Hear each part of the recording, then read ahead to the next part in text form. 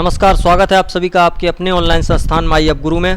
मैं योगेश आपके लिए लेकर आया हूं मॉडल पेपर का आज पार्ट नंबर 13।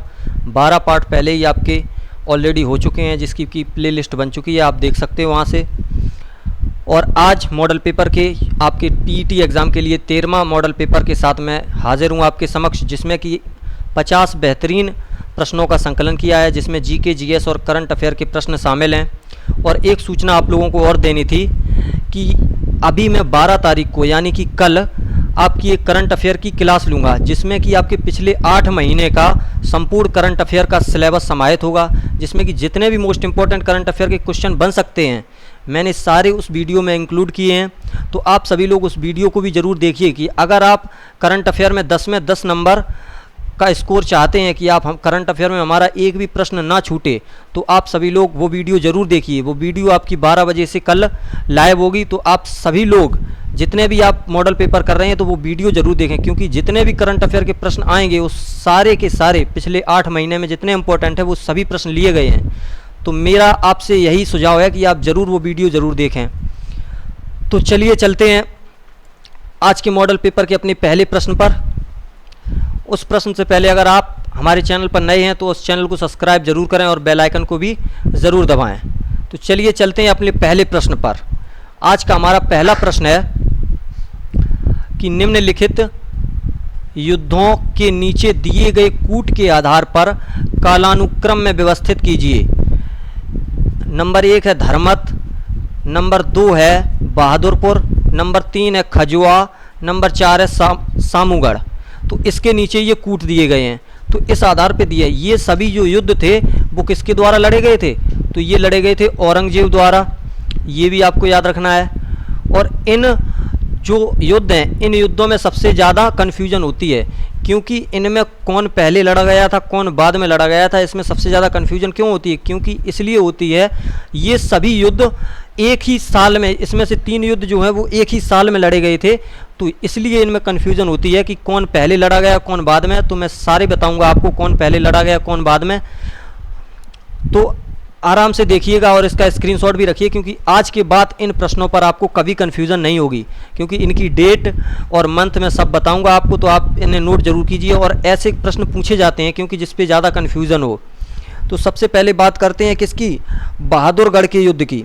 तो जो बहादुरगढ़ का या बहादुरपुर का युद्ध था ये लड़ा गया था आपका 24 फरवरी, याद रखिएगा 24 फरवरी 1658, ये भी आप इम्पोर्टेंट है, 24 फरवरी 1658 को लड़ा गया था।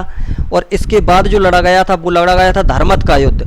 ये कब लड़ा गया था, ये लड़ा गया था आपका 15 अप्रैल को, 15 अप्रैल 1658। ये भी आप याद रखिएगा क्योंकि इनसे क्वेश्चन आता है, निश्चित तौर पर आप याद रखिएगा। इसके बाद कौन लड़ा गया था, तो इसके बाद लड़ा गया था सामूगढ़ का युद्ध, जो कब लड़ा गया था, ये लड़ा गया था 29 मई को, 29 मई 1658।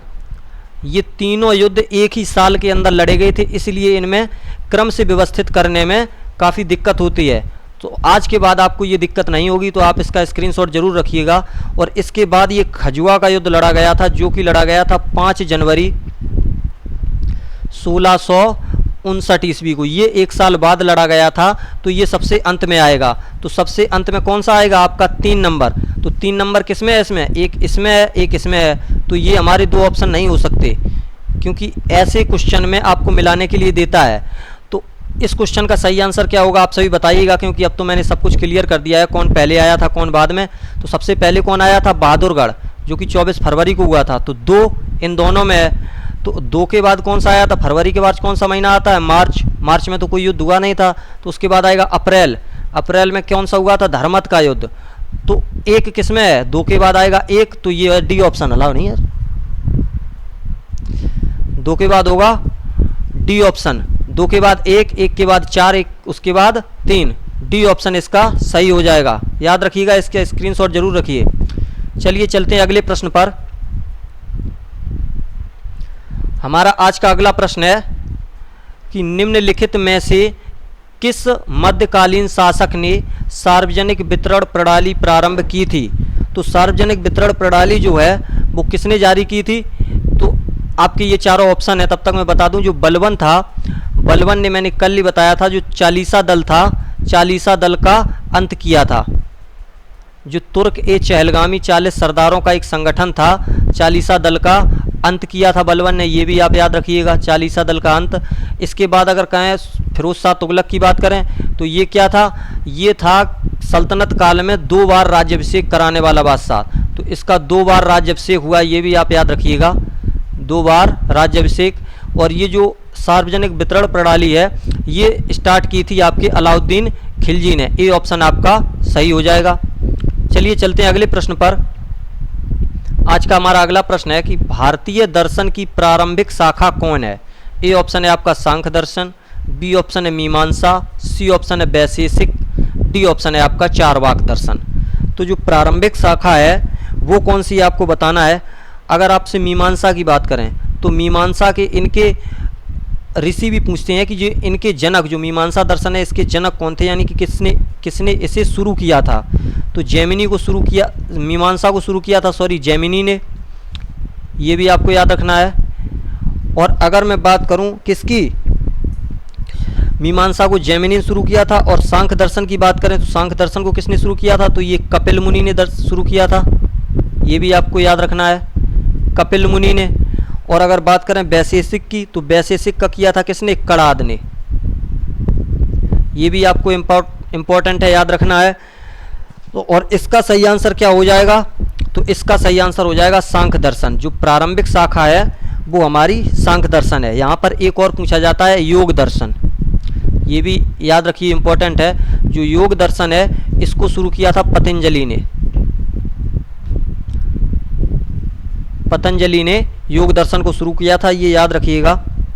चलिए चलते हैं अगले प्रश्न पर। ऐसे ही आप अच्छे प्रश्नों के संकलन के साथ मैं हर रोज आपके मॉडल पेपर को लेकर आता हूं, इसलिए आप जरूर जुड़ें। रोज रात 8 बजे, कभी कभी थोड़ा लेट हो जाता है 10-15 मिनट, तो वो इंटरनेट की वजह से हो जाता है, तो आप लोग परेशान ना हो, क्योंकि 8 से 8:15 हो सकते हैं, 8:20 हो सकते हैं, कभी कभी 8:30 भी हो जाता है, लेकिन 8:30 से लेट नहीं होगा। अगर 8:30 बजे तक ना आए तो आप ये समझ लेना कि कुछ टेक्निकल फॉल्ट हुआ है, तो उस वजह से नहीं आया, तो उसकी वीडियो मैं अगले दिन ले लूँगा।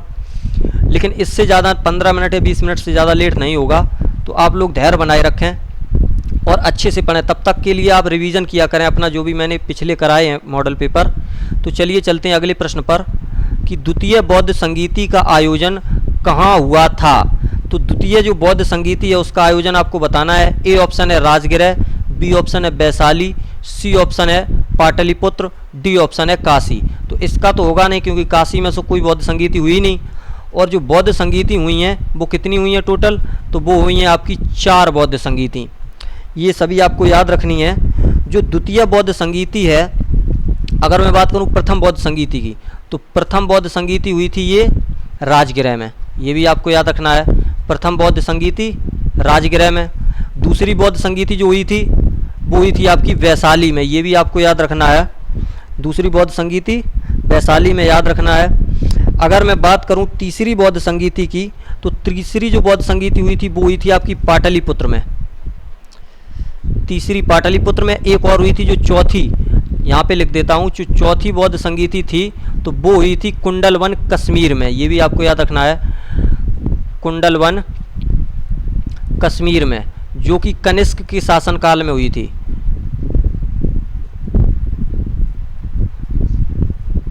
कश्मीर में, याद रखिए, कुंडलवन में चौथी बौद्ध संगीति हुई थी। चलिए चलते हैं अगले प्रश्न पर। हमारा जो अगला प्रश्न है वो है चनहूदड़ू के उत्खनन का निर्देशन किसने किया था। तो ये जो प्रश्न है हमारा, ए ऑप्शन है आपका जॉन मार्शल, बी ऑप्शन है J.H. मैके, सी ऑप्शन है R.E.M. व्हीलर, डी ऑप्शन है ऑरेल स्टाइन। तो जो चंदहूदड़ू है ये हड़प्पा सभ्यता का एक स्थल है। तो इसकी जो खुदाई है, उत्खनन का मतलब यहाँ खुदाई से है, जो इसकी खुदाई है उसकी खुदाई की देखभाल किसने की थी या किसके नेतृत्व में इसकी खुदाई हुई थी, वो आपको बताना है। तो इसका सही आंसर क्या होगा आप सभी बताइएगा। तो चंदहूदड़ो की जो उत्खनन करता थे तो वो थे आपके J.H. मैके, बी ऑप्शन आपका सही है, याद रखिएगा। आगे चलते हैं। आगे हमारा अगला प्रश्न है, जो कि भारत शासन अधिनियम 1935 से लिया गया है। तो भारत शासन अधिनियम 1935 के बारे में कुछ कथन दिए गए हैं, उन पर विचार करना है आपको कि कौन सा कथन सही है। तो इसका सही आंसर बताइएगा।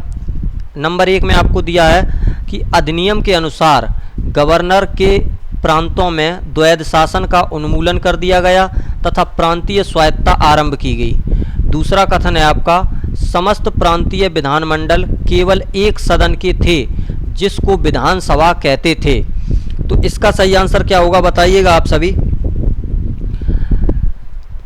इसका जो सही आंसर होगा वो होगा आपका केवल एक, क्योंकि जो विधानमंडल केवल एक सदन के थे उन्हें विधानसभा नहीं कहते थे। और इसका ये सही आंसर हो जाएगा, अधिनियम के अनुसार प्रांतों में जो द्वैध शासन था उसको हटा दिया गया था। और द्वैध शासन कहाँ लगा दिया गया था, तो ये केंद्र में द्वैध शासन लगा दिया गया था। ये भी आपको याद रखना है, केंद्र में द्वैध शासन लगा दिया गया था। चलिए चलते हैं अगले प्रश्न पर। आज का हमारा अगला प्रश्न है हमारा कि फॉरवर्ड ब्लॉक के संस्थापक थे। जो फॉरवर्ड ब्लॉक नामक संस्था थी, इसके संस्थापक कौन थे, किसने बनाया था।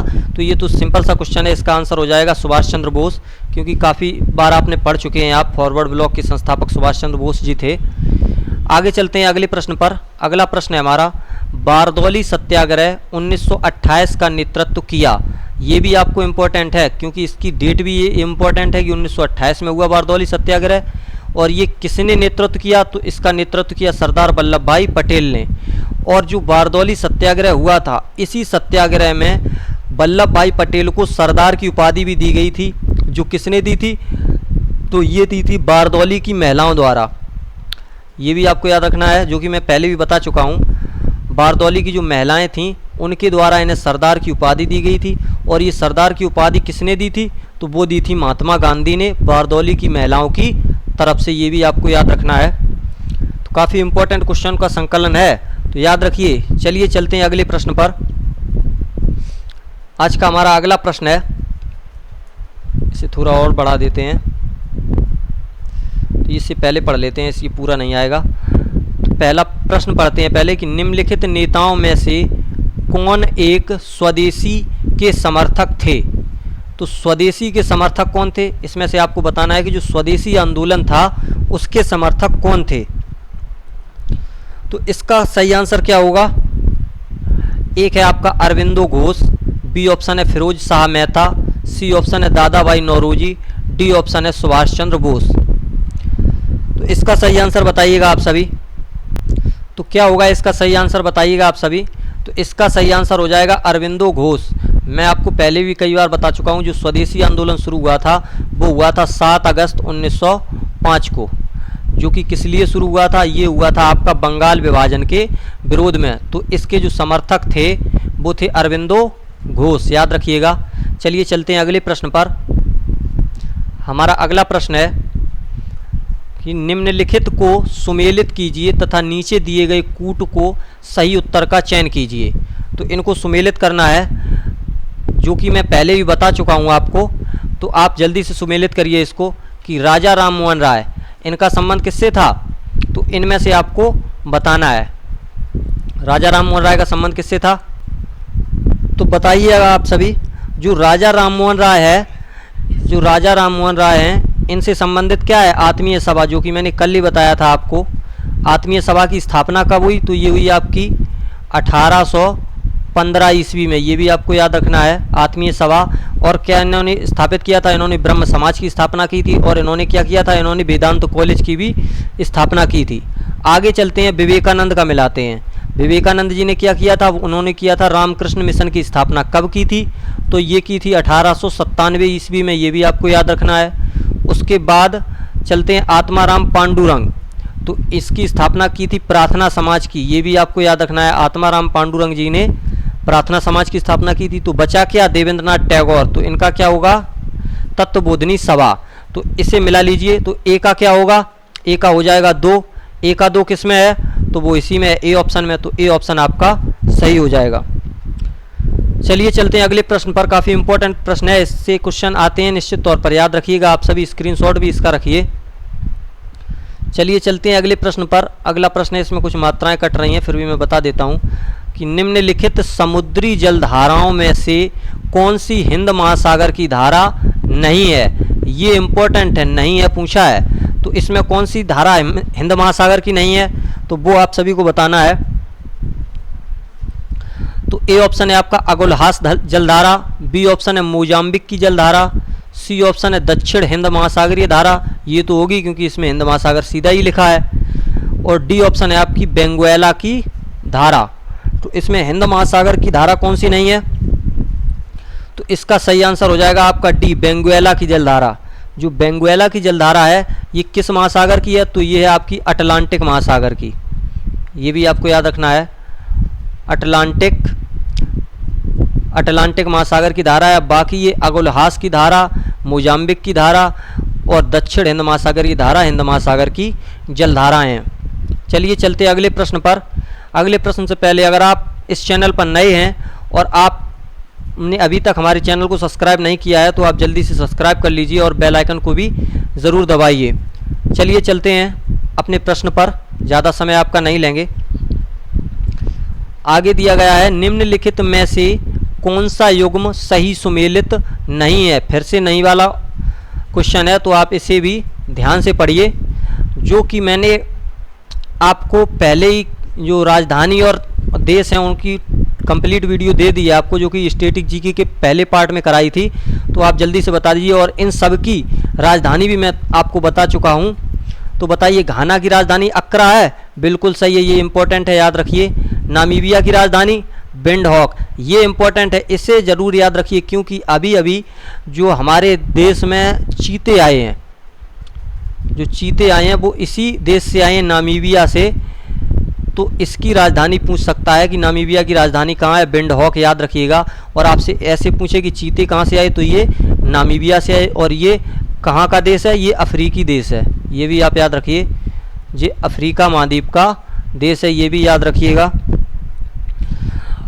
अगले पे चलते हैं। अगला क्या है, केन्या। केन्या की राजधानी क्या है, नैरोबी, बिल्कुल सही है। नाइजीरिया, नाइजीरिया की राजधानी क्या रबात है, बिल्कुल नहीं है। नाइजीरिया की जो राजधानी है वो है आपकी क्या, नाइजीरिया की राजधानी अबूजा है आपकी, याद रखिएगा, अबूजा। और ये रबात की बात करें तो ये किसकी राजधानी है, तो ये है आपकी मोरक्को की। ये मैंने कल आपके मॉडल पेपर में भी बताया था, ये क्वेश्चन था। तो मोरक्को की राजधानी आपकी रबात है और नाइजीरिया की अबूजा। यहाँ से इंपॉर्टेंट है, इसका स्क्रीनशॉट जरूर देखिएगा। तो इसका सही आंसर क्या हो जाएगा, डी ऑप्शन इसका सही आंसर हो जाएगा। चलिए चलते हैं अगले प्रश्न पर। अगले प्रश्न में कारण और कथन दिए गए हैं, तो इसका सही आंसर क्या होगा।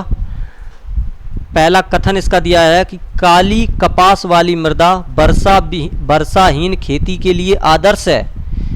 तो इस कथन का कारण क्या है, कारण यह है कि काली कपास वाली मृदाएं सूक्ष्म कणिक फाइन ग्रैंड होती हैं। तो इसके बारे में कूट क्या दिए गए हैं वो भी आप सभी लोग जरूर देखिएगा। तो कूट है ए और आर दोनों सही हैं, परंतु आर ए की सही व्याख्या करता है। ए और आर दोनों सही नहीं, दोनों सही हैं परंतु आर ए की सही व्याख्या नहीं करता है। ये आपके कूट दिए गए हैं, आप याद रखिए। तो मैं आपको बता दूं, जो काली कपास वाली मृदाएं हैं ये वर्षा विहीन खेती के लिए आदर्श नहीं है, क्योंकि कोई भी मृदा हो उसके लिए वर्षा तो निश्चित तौर पर ही चाहिए होती है, तो बिना वर्षा के तो हो नहीं सकती। तो इसका क्या हो जाएगा, तो ए तो हो जाएगा आपका गलत। और अगला आर क्या है, काली कपास वाली मृदाएं सूक्ष्म कणिक होती हैं। तो जो कपास वाली मृदाएं होती हैं उसमें सूक्ष्म कण होते हैं, और इस जो काली मृदा को कहते हैं इसे स्वतः जुताई वाली मृदा कहते हैं। ये भी आप याद रखिए, जो स्वतः जुताई वाली मृदा किस लिए कहते हैं, ये सूक्ष्म कणिक होती है इसीलिए। जब ये सूखती है मृदा, काली कपास वाली मृदा, तो इस सूखने पर इसमें दरारें सी पड़ जाती हैं, इसलिए इसे स्वतः जुताई वाली मृदा कहते हैं। तो आपका क्या होगा, ए गलत होगा, तो डी ऑप्शन आपका सही हो जाएगा, ए गलत परंतु आर सही है। चलिए चलते हैं अगले प्रश्न पर। हमारा अगला प्रश्न है कि जम्मू और श्रीनगर राजमार्ग पर जवाहर सुरंग संबंधित है। तो आपकी जो जवाहर सुरंग है वो किससे संबंधित है, तो ये बताना है आपको। आपके ये चारों ऑप्शन दिए रखे हैं। तो जो जवाहर सुरंग है वो किस श्रेणी से संबंधित है, तो इसका बताइए आंसर। तो जो जवाहर सुरंग है ये आपकी हो जाएगी पीर पंजाल श्रेणी से। और आपसे अगर दर्रा पूछे जो जवाहर सुरंग का दर्रा है, तो ये दर्रा कौन सा है, तो ये आपका बनिहाल दर्रा, ये भी आपको याद रखिए, बनिहाल दर्रा। बनिहाल दर्रा में जवाहर सुरंग है और ये पीर पंजाल श्रेणी में स्थित है। अगले प्रश्न पे चलते हैं। अगला प्रश्न है हमारा, भारत के किस राज्य में महिला साक्षरता न्यूनतम है। तो ए ऑप्शन है आपका बिहार, बी ऑप्शन है उड़ीसा, सी ऑप्शन है राजस्थान, डी ऑप्शन है जम्मू कश्मीर। तो जो महिला साक्षरता है वो सबसे कम किस राज्य में है, तो वो हो जाएगी आपकी बिहार राज्य में। अगर सबसे कम साक्षरता की बात करें तो भी बिहार होगा, और महिला साक्षरता की बात करें तो भी बिहार होगा। और यहाँ पे सबसे ज़्यादा साक्षरता की बात करें तो आपका केरल हो जाएगा। आगे चलते हैं अगले प्रश्न पर। अगला प्रश्न है हमारा, भारत में मुद्रा यानी करेंसी की आंशिक परिवर्तनीयता का अर्थ है।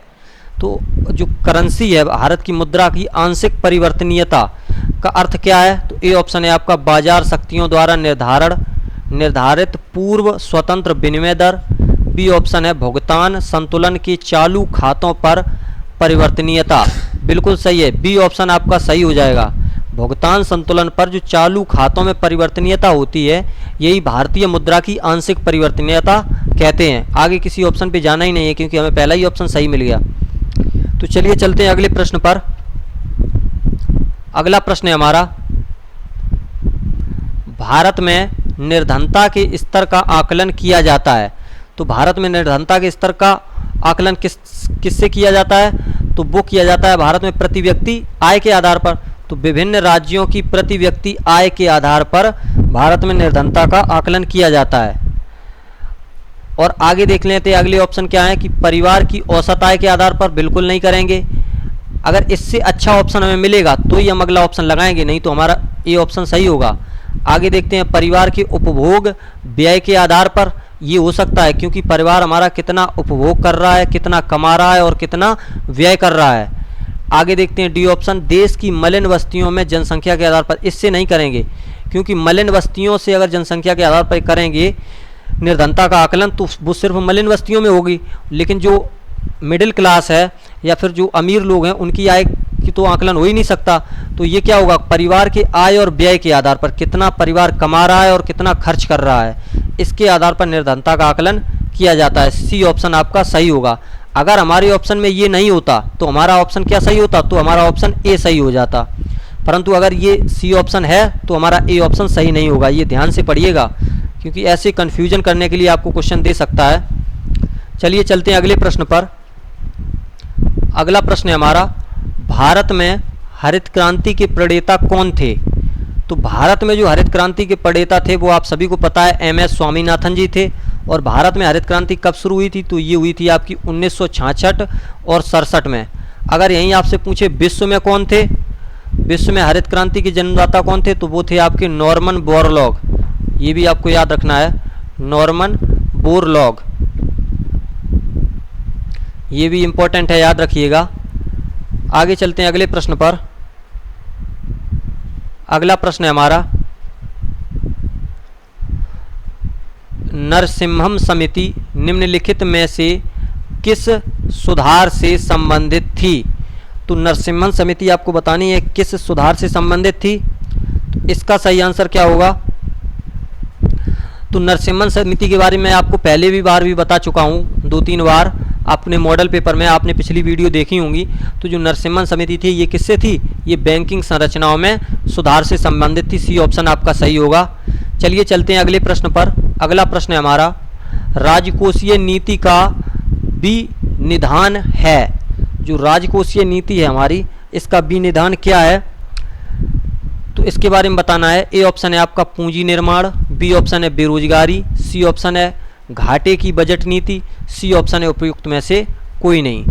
जो हमारी राजकोषीय नीति है इसका विनिधान किससे है, तो इसका विनिधान हो जाएगा आपका घाटे की बजट नीति से। सी ऑप्शन आपका सही है। चलिए चलते हैं अगले प्रश्न पर। आज का हमारा अगला प्रश्न है, अगला प्रश्न क्या है कि अक्टूबर 1959 में पंचायती राज भारत में सर्वप्रथम आरंभ किया गया था। तो भारत में सर्वप्रथम पंचायती राज कहाँ आरंभ किया गया था? तो वो किया गया था अक्टूबर को। कब कब किया गया? तो 2 अक्टूबर को। ये भी आपको याद रखना है, गांधी जयंती वाले दिन सबसे पहले पंचायती राज कहाँ आरंभ किया गया? तो वो किया गया था आपका राजस्थान में। और राजस्थान में किस जिले में? तो ये नागौर में। ये भी आपको याद रखना है, नागौर राजस्थान में सबसे पहले पंचायती राज व्यवस्था का आरंभ किया गया था। आगे चलते हैं अगले प्रश्न पर। अगला प्रश्न है हमारा, राष्ट्रपति लोकसभा को कब भंग कर सकता है? जो राष्ट्रपति है वो लोकसभा को कब भंग कर सकता है?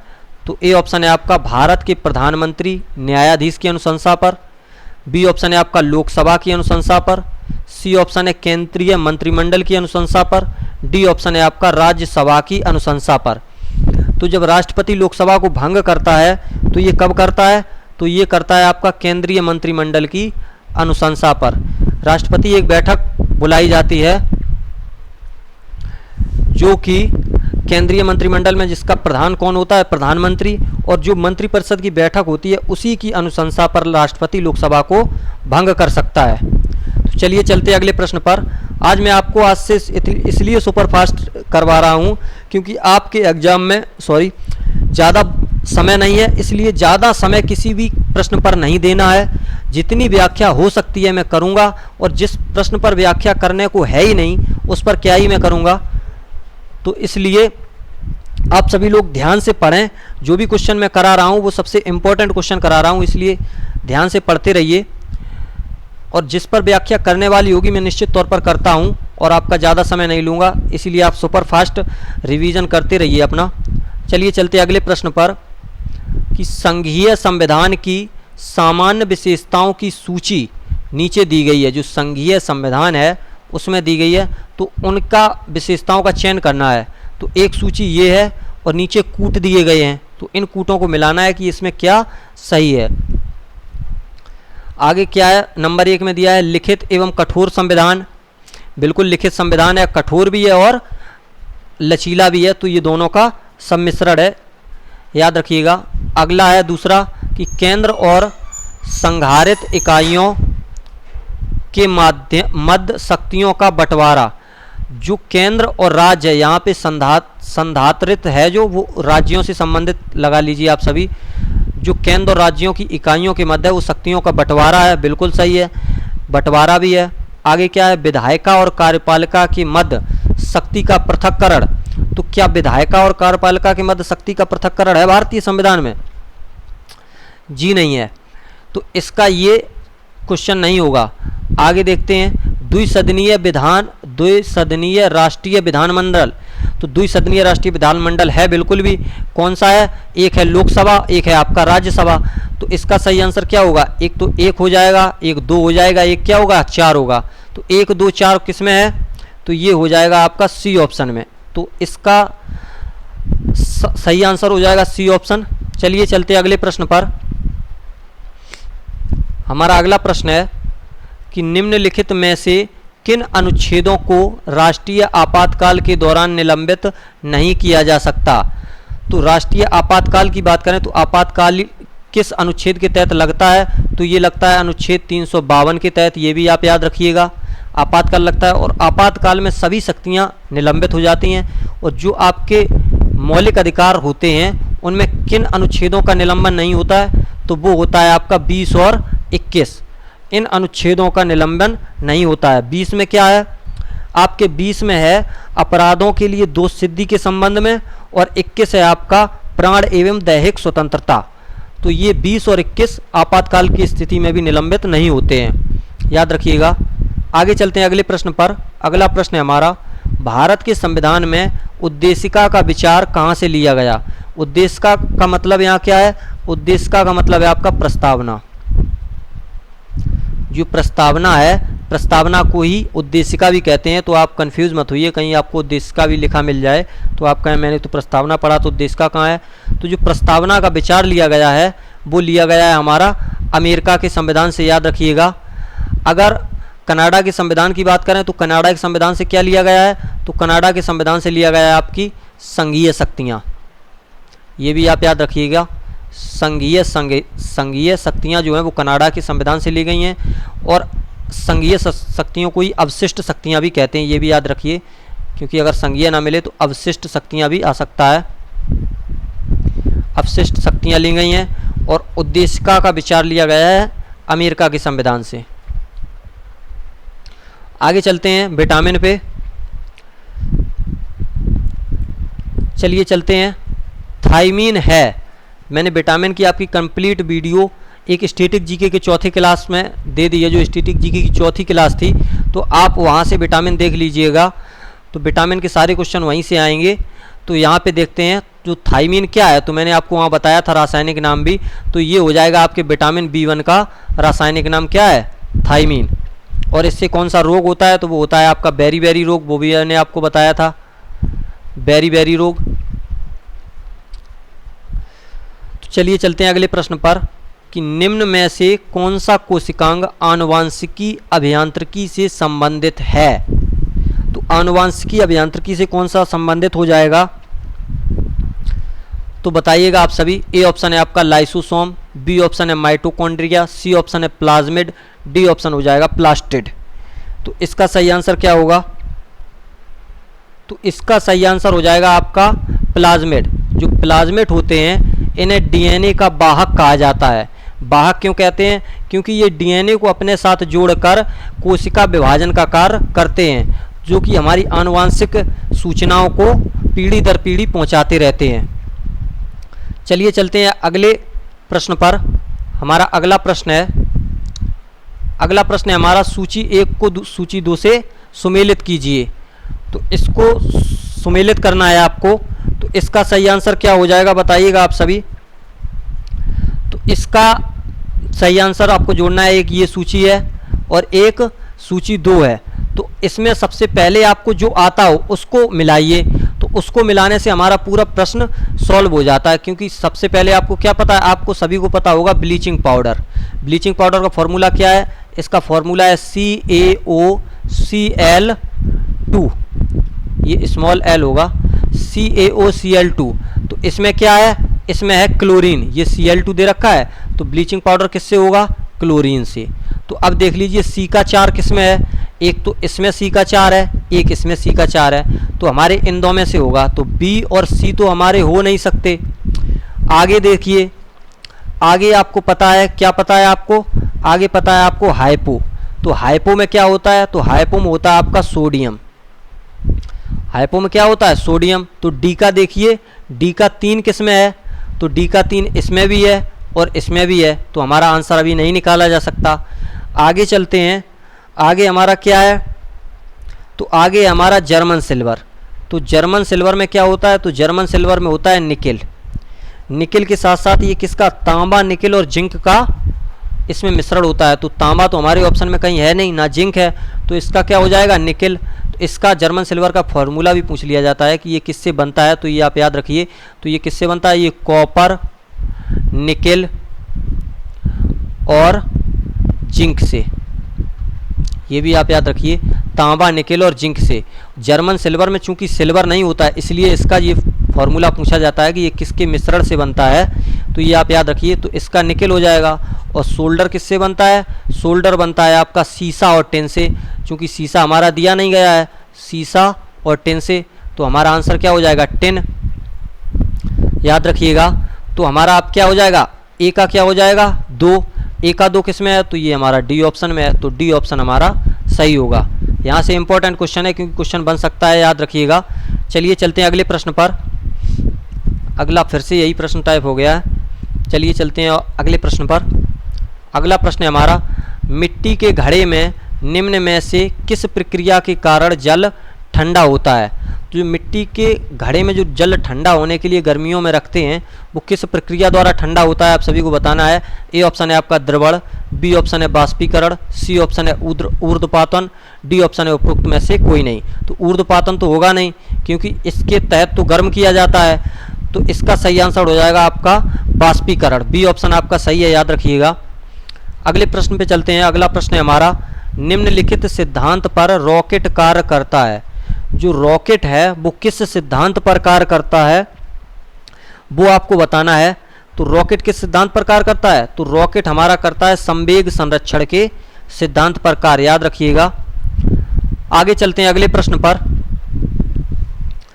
हमारा अगला प्रश्न है, अगला प्रश्न हमारा क्या है?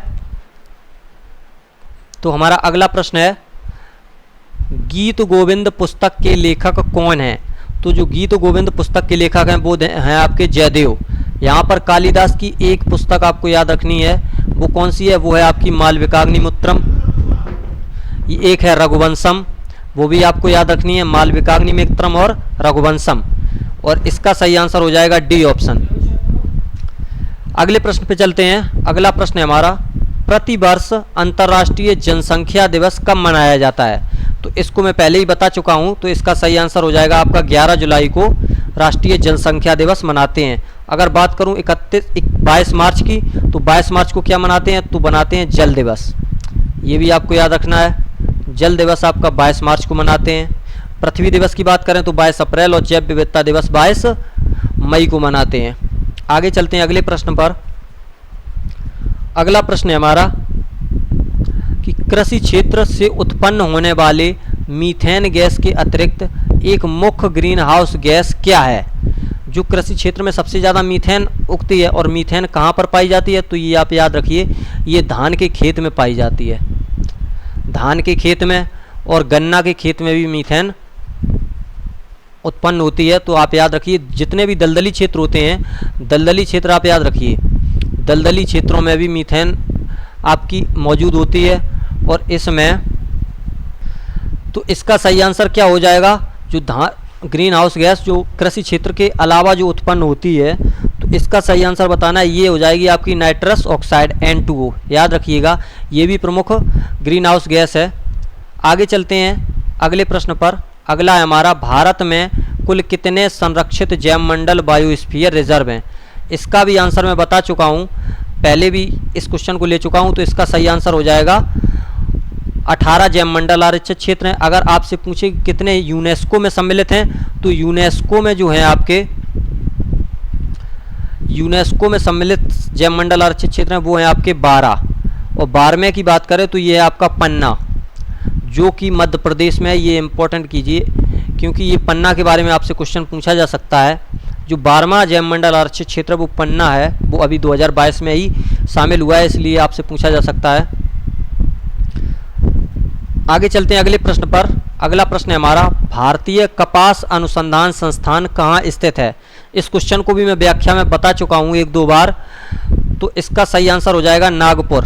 जो भारतीय कपास अनुसंधान संस्थान है वो नागपुर में है। यहीं अगर से बात करें हैदराबाद की, तो यहाँ क्या है? यहाँ ग्रामीण विकास संस्थान है, ये भी आप याद रखिए, ग्रामीण विकास संस्थान,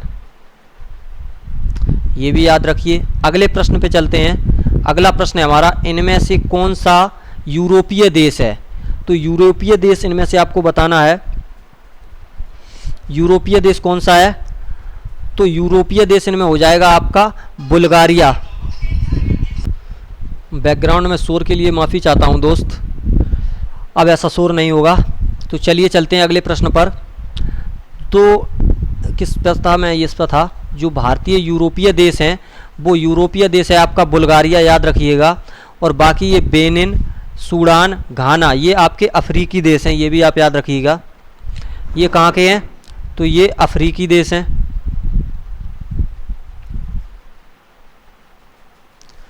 आगे चलते हैं अगले प्रश्न पर। हमारा अगला प्रश्न है, अगला प्रश्न है हमारा कि राज्यसभा के पदेन अध्यक्ष कौन होते हैं?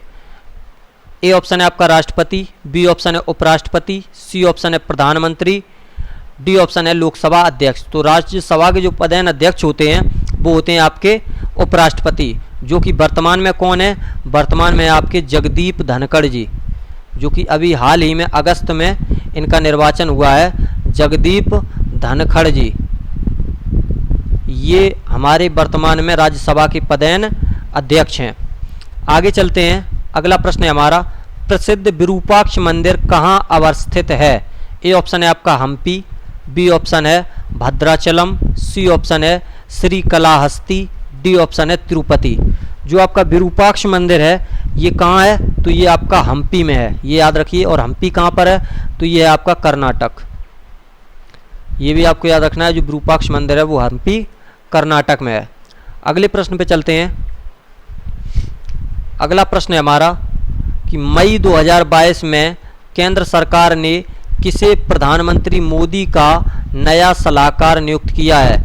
इम्पोर्टेंट क्वेश्चन है क्योंकि ये अभी करंट अफेयर से रिलेटेड है और मई महीने के जितने भी इम्पोर्टेंट करंट अफेयर हो सकते हैं वो मैंने इसमें लिए हैं। फिर भी आप सभी लोग, जो हमारी वीडियो आएगी करंट अफेयर की कल दोपहर 12 बजे से, तो आप उसको भी लीजिए क्योंकि उसमें जनवरी से लेकर सितंबर माह तक का आपका कंप्लीट करंट अफेयर हो जाएगा। और जो आपका इसमें जो ले रहे हैं हम मॉडल सेट में, इसका आपका रिवीजन भी हो जाएगा अच्छा सा। तो उसमें भी अच्छे अच्छे प्रश्न आपको देखने को मिलेंगे जो आपके एग्ज़ाम से सीधे रिलेटेड होंगे। तो आप सभी लोग उस वीडियो को ज़रूर देखें। तो इसका आंसर बताइएगा, इसका आंसर क्या होगा। तो इसका सही आंसर क्या हो जाएगा। तो इस मई जो 2022 में प्रधानमंत्री मोदी जी का नया सलाहकार नियुक्त किया गया है, वो किया गया है आपका तरुण कपूर को। इम्पोर्टेंट है, याद रखिएगा। आगे चलते हैं। अगला प्रश्न है हमारा, मई 2022 में रिपोर्ट्स विदाउट बॉर्डर्स द्वारा जारी विश्व प्रेस स्वतंत्रता सूचकांक में 2022 में भारत का स्थान कौन सा है। तो विश्व प्रेस स्वतंत्रता सूचकांक में जो भारत का स्थान है वो हो जाएगा आपका 150वां। और ये कितने देशों में है, तो ये है आपका 180 देशों में। ये भी आपको याद रखना है। 180वें देश स्थान पर कौन है, तो 180वें स्थान पर है आपका उत्तर कोरिया। उत्तर कोरिया याद रखिएगा, ये 180वें स्थान पर है। तो चलिए चलते हैं अगले प्रश्न पर। अगला प्रश्न है हमारा, अगला प्रश्न है मई 2022 में पत्रकारिता की श्रेणी में भारत की ओर से पुलित्जर पुरस्कार 2022 किसे प्रदान करने की घोषणा हुई है। मोस्ट इंपॉर्टेंट क्वेश्चन है, इसलिए याद रखिएगा।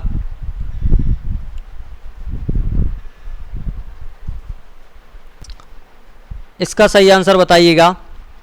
तो इसका सही आंसर क्या होगा, आप सभी बताएं। जो पुलित्जर पुरस्कार हैं ये पत्रकारिता के क्षेत्र में दिए जाने वाले पुरस्कार हैं। इसका सही आंसर बताइए। तो इसका सही आंसर हो जाएगा उपरोक्त सभी आपके। जो सना इरशाद मट्टू हैं इन्हें भी दिया गया था, अमित दवे जी को दिया गया था और दानिश सिद्दीकी जी को दिया गया था। ये तीनों आपको याद रखने हैं। अगले प्रश्न पे चलते हैं। अगला प्रश्न है हमारा, हाल ही में किस राज्य अथवा केंद्र शासित प्रदेश में फ्लू बीमारी का मामला सामने आया है। तो इसका सही आंसर क्या होगा। तो जो फ्लू बीमारी है इसका मामला है सामने आया, तो ये आंसर हो जाएगा आपका केरल। याद रखिएगा।